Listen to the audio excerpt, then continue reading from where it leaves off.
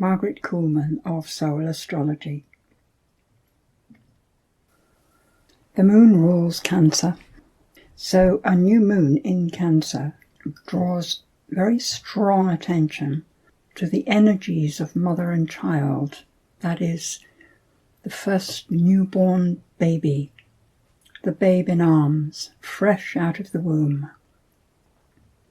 We all still have that baby inside us, as well as all the ages we have been. And this is the time of the year when the baby can rise, when the child in us can rise. And it rises through our feeling nature, our emotional nature, a neediness for sustenance and love and safety and being taken care of. This new moon is square Jupiter in Aries. Squares to Jupiter usually amount to the squared planet being emphasized, increased, way beyond its naturalness. And so the emotional quality of this month may well be increased over what it normally might have been from the position of Aries, which is very much about the self and getting what we want, really.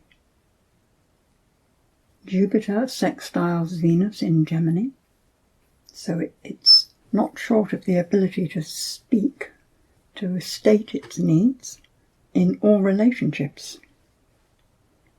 And Mercury, who rules Gemini and is also in Gemini, sextiles Chiron, the wounded aspect of our self, in Aries.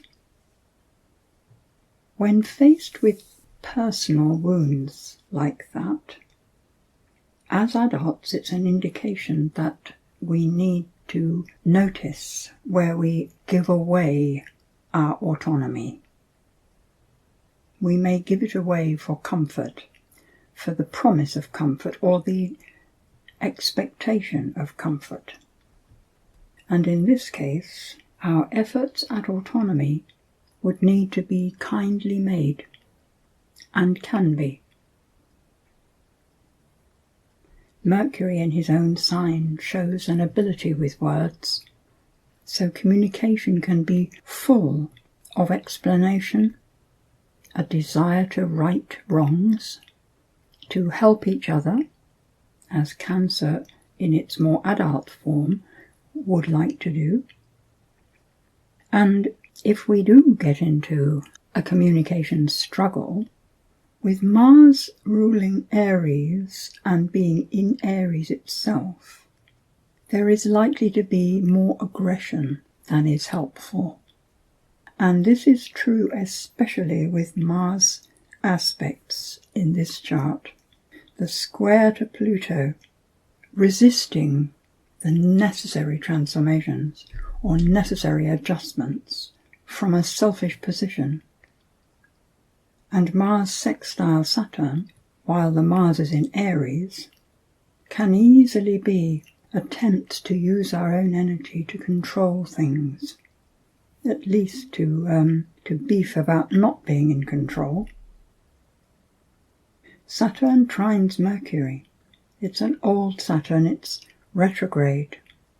So old systems being reconsidered, or people making their own rules, expecting others to go along with that. It's thinking one's right and being prepared, with the Mars involved as well, to push the point, to actually get aggressive. Mars and Pluto both rule Scorpio, which is where the south node of the moon is, where humanity is coming from and what's being dug up at the moment. So what's being dug up is all kinds of past violences, all kinds of past situations involving violence and aggression, involving forceful change, even death. These are all due to rise, all to be healed, of course, the old traumas, the ones we don't know we've got, because we managed to be thoroughly unconscious of that experience, maybe before we were old enough to be remembering things. Maybe just blocked off, but really hard experiences are likely to be the ones that rise. The hope is that we don't re-traumatize ourselves by believing that it's all happening again. Spirit does not repeat itself, it's continually creative. So nothing is happening again.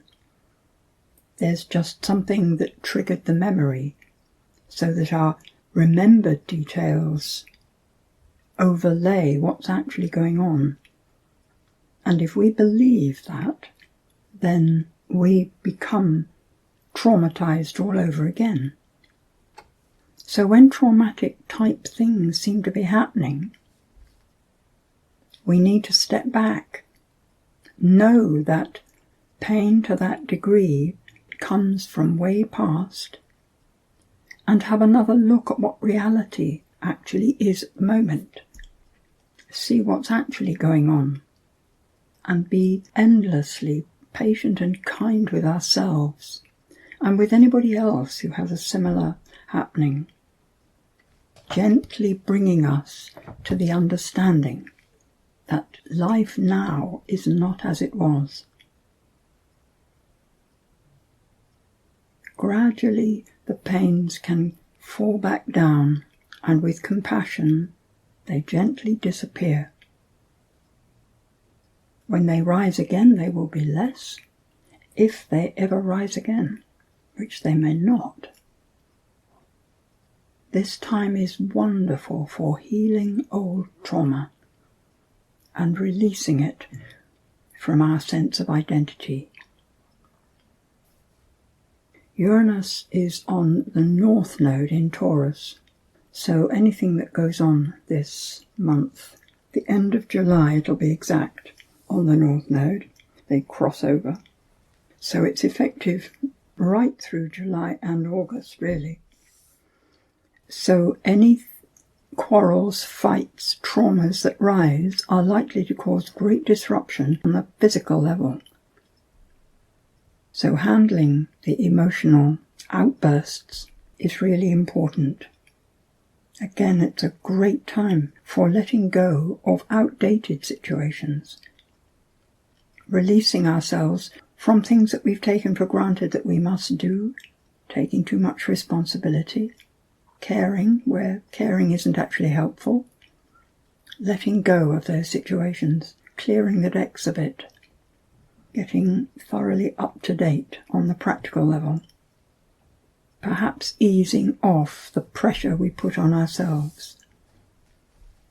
In the full moon chart, we see that Uranus is closer to the North Node. Not only that, but it's in harmony with the full moon itself, sextiling the Sun, which has Mercury very close, and trining the moon very close to Pluto. An intense set of connections. And Neptune is brought into that by being sextiled by the moon, as well as Pluto.